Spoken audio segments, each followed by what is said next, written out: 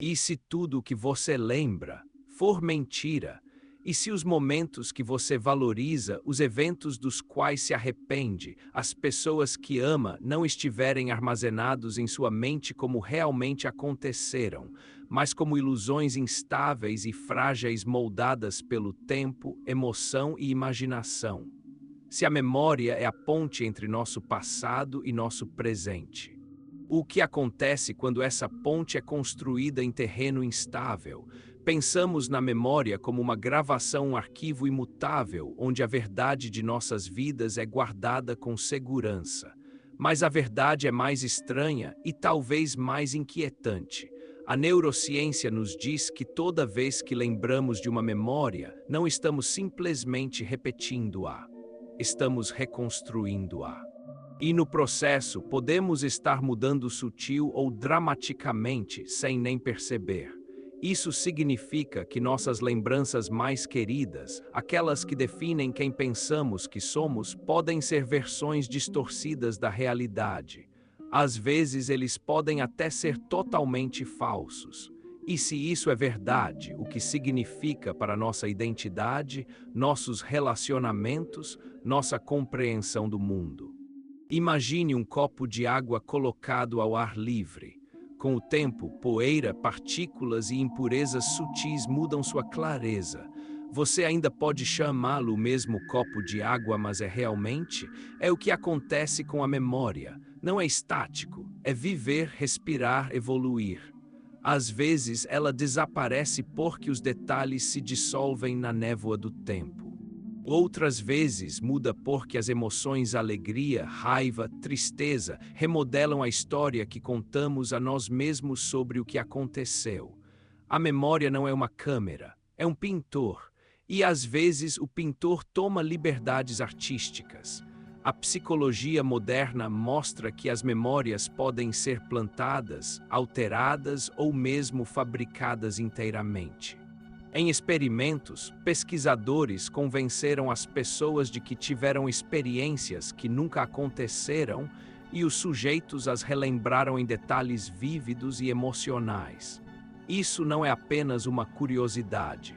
Isso significa que mesmo suas memórias mais certas, as que você juraria no tribunal, eram verdadeiras e podem não ter ocorrido exatamente como você pensa.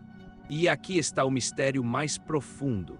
Se a memória não é confiável, isso significa que o eu, a pessoa que você acredita ser, também é instável. No misticismo, a memória tem sido vista como uma bênção e uma armadilha. Ele nos conecta ao nosso passado, mas também pode nos acorrentar lá.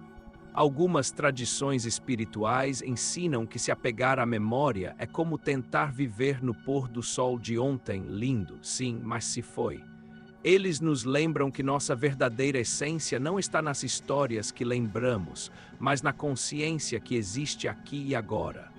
Se nossas memórias são ilusões, então talvez nossa identidade não seja um objeto fixo e imutável, mas um rio que flui. A água que você toca hoje não é a água que estava lá ontem. É fácil pensar na falsa memória como uma falha, mas em alguns casos é um presente. A mente às vezes muda as memórias para nos proteger e suavizando traumas, alterando detalhes insuportáveis ou reformulando eventos para que possamos continuar vivendo sem quebrar. Isso não é engano no sentido cruel, mas no sentido compassivo, a maneira como um pai pode dizer a uma criança uma versão mais suave de uma dura verdade. Isso levanta uma possibilidade profunda. Talvez o propósito da memória não seja registrar a realidade perfeitamente, mas criar uma versão do passado que nos ajude a sobreviver ao presente. Mas há uma sombra nisso. E quando nos apegamos às nossas memórias como a verdade absoluta, corremos o risco de construir toda a nossa vida sobre uma base distorcida. Os conflitos entre as pessoas geralmente surgem porque cada pessoa se lembra do mesmo evento de maneira diferente e cada uma está convencida de que sua versão está correta. Isso não é apenas teimosia, é biologia. Nossos cérebros literalmente reescrevem o passado e depois nos convencem de que a reescrita é o roteiro original. Reconhecer isso não significa abandonar a confiança em nossas mentes, mas significa manter nossas memórias de ânimo leve, com humildade. Além do pessoal, a ideia de memória coletiva, as histórias compartilhadas de culturas, nações e da humanidade como um todo. Estes também são maleáveis.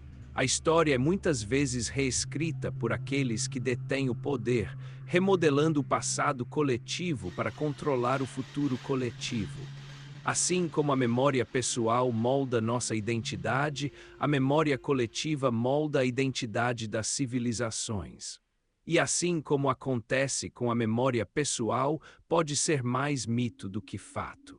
Aqui reside um pensamento místico. Talvez a verdade da memória não esteja na precisão de seus detalhes, mas no significado que ela cria para nós. Então, aqui está minha pergunta para você. Se você soubesse que algumas de suas memórias mais vívidas eram falsas, como isso mudaria a maneira como você se vê, você se sentiria perdido ou se sentiria livre?